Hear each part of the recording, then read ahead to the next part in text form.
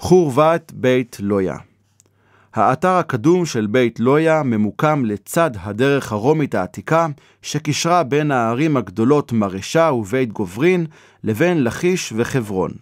מיקומו האסטרטגי של הכפר על הדרך החשובה בשפלת יהודה הגבוהה ובסמיכות לאדמות השפלה הפוריות למרגלותיו, היה לגורם החשוב בהתפתחות תעשיית החקלאות העשירה של המקום. אנשי הכפר הקדומים חצבו בסלע הקרטון מערכות מגורים וחללי תעשייה, ובהם התגלו מתקני חקלאות מתוחכמים כמו בית הבד, קולומבריום וגתות. בין המבנים התגלו שרידים של כנסייה, ובה רצפת פסיפס מפוארת עם עיטורים של בעלי חיים וצורות גיאומטריות מרהיבות.